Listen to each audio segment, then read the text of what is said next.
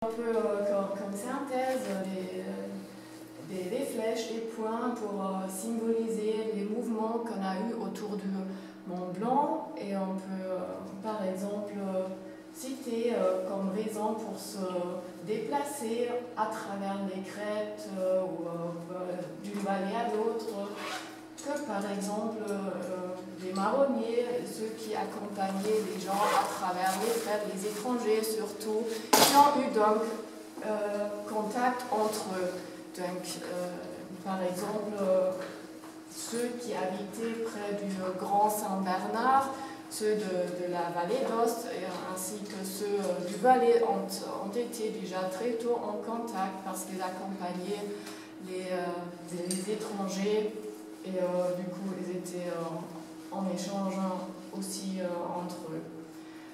J'ai choisi 4 époques différentes et ce qui était déterminant pour les passages dans les montagnes, c'était le petit âge glaciaire qui était à partir du XVIe siècle jusqu'à 1850 environ. Donc là, parce que l'école n'était pas était enneigée, on avait moins de contact parce que c'était justement pas faisable de bénéficier des chemins qu'il y a, mais voilà, c'était pas possible. Donc là, ça fait une époque différente par rapport au mouvement qu'on peut observer avant et après.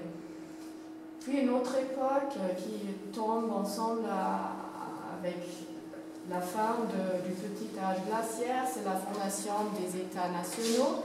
Donc ça démarque le début d'une autre époque, parce que là, ce sont les frontières qui sont mises en place, on a les douanes, donc c'est vraiment visible qu'on a puis des frontières à traverser si on veut aller de l'autre côté de la montagne. On peut rencontrer des soldats, des militaires, voilà, qui étaient là pour contrôler, pour se faire payer aussi le passage, par exemple.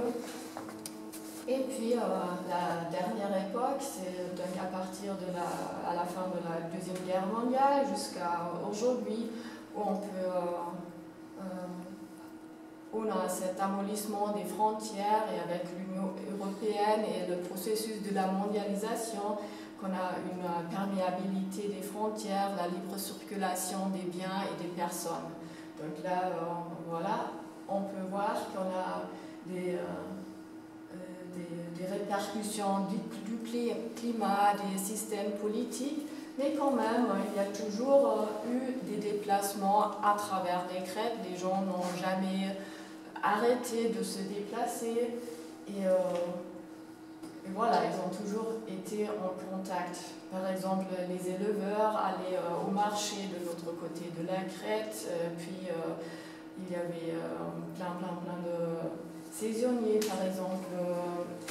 L'été, les gens s'occupaient de leurs champs, mais puis pendant l'hiver et les temps où il n'y avait rien à faire sur les champs, ils faisaient comme métier, ils étaient des sabotiers, colporteurs, ramoneurs, tailleurs de pierre, scieurs de long, cultivateurs, bûcherons, charbonniers, charpentiers, instituteurs, pour seulement nommer quelques exemples.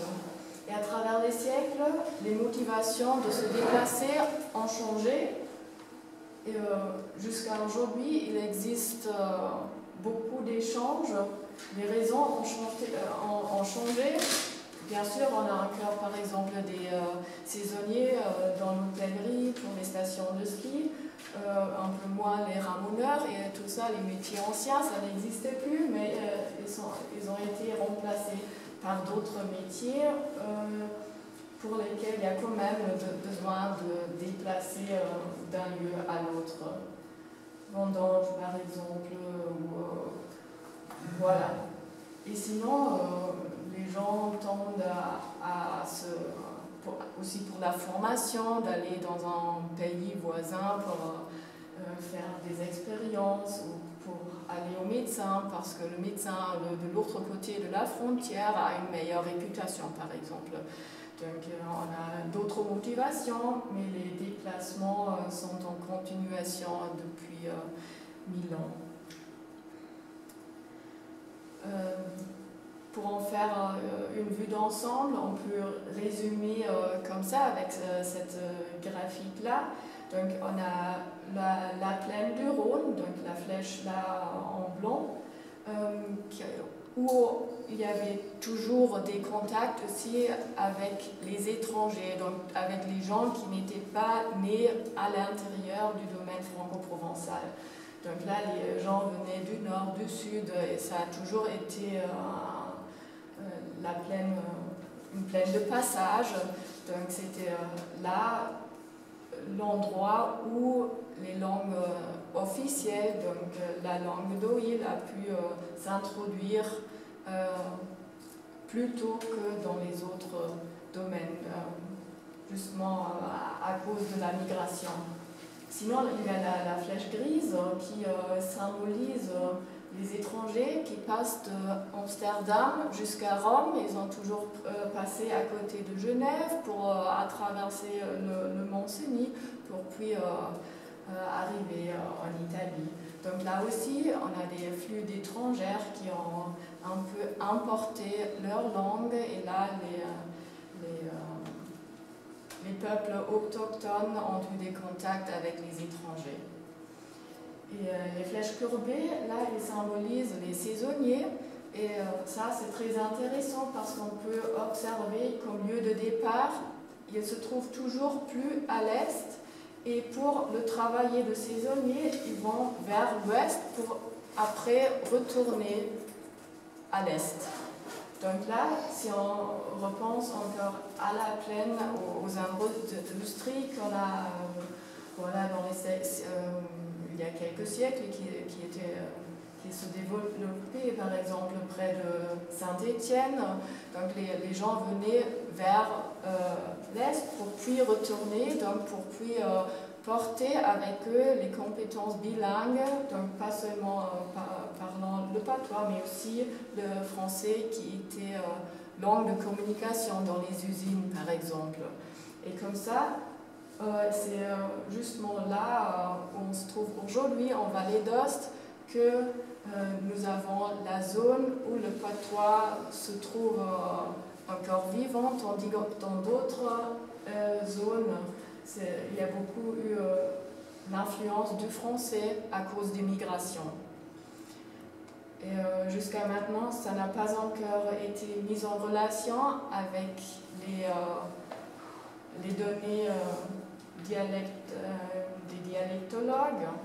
Et là, il y a des dialectologues qui disent justement on a comme la forme d'un doigt qui s'introduit au domaine franco-provençal, et là on peut trouver d'autres caractéristiques qui ressemblent plus au français, et c'est exactement là où les patois ont perdu leurs caractéristiques très fortes. Et voilà, donc là, ça pourrait être un point de départ de combiner les résultats qu'on a des sciences des arts, des migrations, etc., pour combiner et expliquer les données qu'on trouve sur les cartes dialectologues. Voilà une représentation du domaine franco-provençal qu'on trouve un peu partout, qui est enseignée aux universités. Et cette représentation fait un peu semblant d'une ère très cohérente. Et en fait, ça ne correspond pas à la réalité, parce que, comme vous savez bien, c'est en Vallée d'Ost qu'on trouve beaucoup de patoisans, tandis que dans les autres zones, on a peut-être la commune des Volaines où il y a encore beaucoup de patoisans, mais sinon on les trouve un peu partout, mais ce sont plutôt des gens âgés ou des néolocuteurs qui ont le besoin de s'orienter vers leurs racines. Donc on a le chevauchement du franco-provençal avec les langues nationales, l'italien, le français, et on pourrait même parler des trous dans le domaine franco-provençal parce qu'on ne trouve plus partout les locuteurs. Donc cette représentation est un peu idéaliste et elle ne correspond pas à la réalité. Et on dit dans les sciences de communication qui veulent mettre un peu en relation les espaces linguistiques, on dit que l'histoire de l'espace communicatif précède celle de la langue. Donc il faut d'abord regarder quelles sont les relations entre les gens, comment ont-ils eu un consentement mutuel pour communiquer, pour après pouvoir former un domaine linguistique. Donc ce sont les relations interpersonnelles qui sans lesquelles il soit impossible qu'une zone linguistique ait pu se former. Donc voilà, on peut imaginer que les raisons pour une homogénéité linguistique qui peut émerger des flux de personnes, des gens qui sont en contact avec, entre eux, et qu'on a des processus de convergence qui, par contre, ne sont pas là où maintenant on peut observer d'autres domaines linguistiques. Donc, pour expliquer les domaines linguistiques, on recourt souvent aux théories des substrats, des superstrats, c'est une chose, mais pour expliquer le renforcement de ces domaines, il faut penser aux personnes qui communiquent entre eux. Donc, le domaine de la langue d'Oïl et les différences qu'il y a si on passe les isoglosses vers le domaine du franco-provençal, on peut imaginer qu'il n'y avait pas autant de contact entre ces deux zones-là, mais plutôt à l'intérieur de ces zones, ainsi qu'on trouve maintenant des caractéristiques en commun à l'intérieur de ces zones-là. Et on a aussi des frontières linguistiques floues. Donc là, il faut penser en termes de migration qu'il y a eu plus de contacts.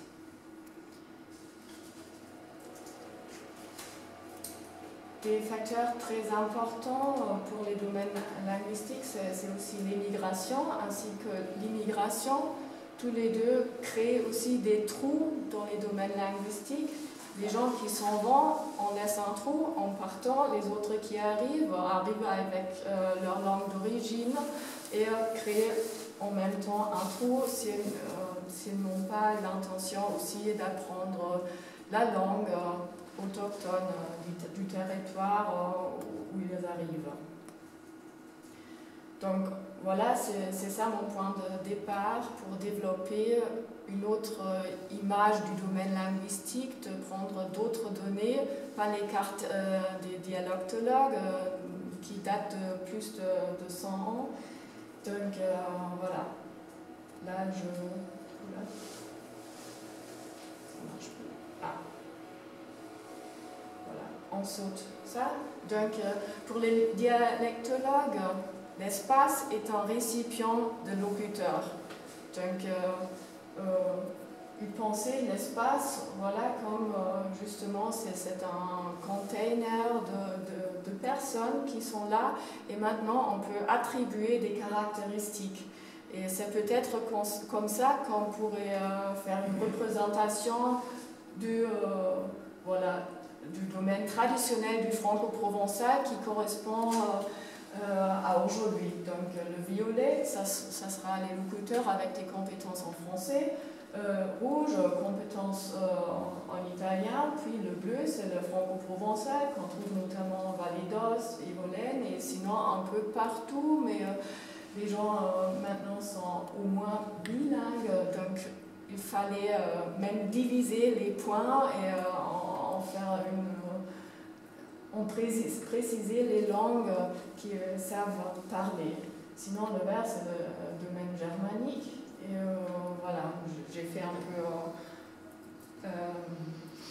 arbitrairement à distribuer les points, mais en fait, j'ai quand même essayé. Voilà, là, il y a Evolène, j'ai mis un peu plus de points. Là, il y a la vallée centrale, la vallée d'Os. Là, on peut trouver un peu plus d'italien.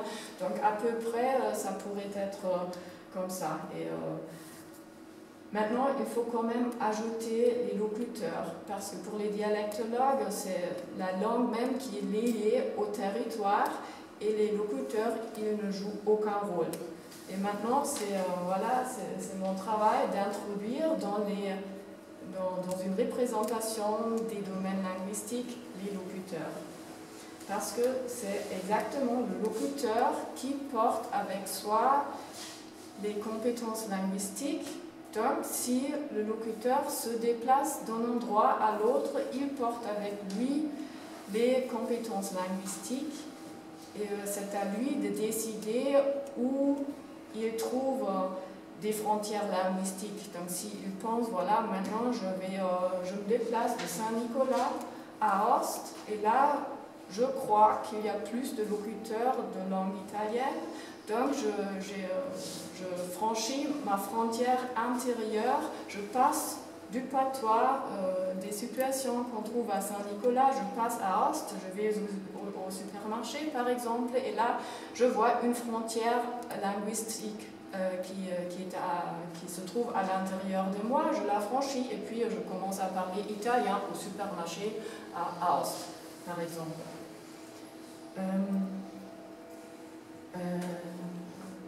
Donc voilà. Et si on prend par exemple des étrangers, j'ai fait un entretien avec une touriste française qui n'était pas formée en termes de linguistique, donc qui ne s'intéressait pas beaucoup, mais elle est venue comme touriste en Vallée d'Aoste et elle me racontait « Oh, j'étais tellement surprise qu'ici qu'on parle français, c'est incroyable, je ne savais pas ». Et donc, elle avait déjà franchi une limite intérieure pour peut-être parler un peu l'italien qu'elle connaissait ou même un peu d'anglais, mais en fait, elle n'a pas dû franchir ces frontières parce qu'elle retrouvait des situations dans lesquelles on peut facilement parler aussi français.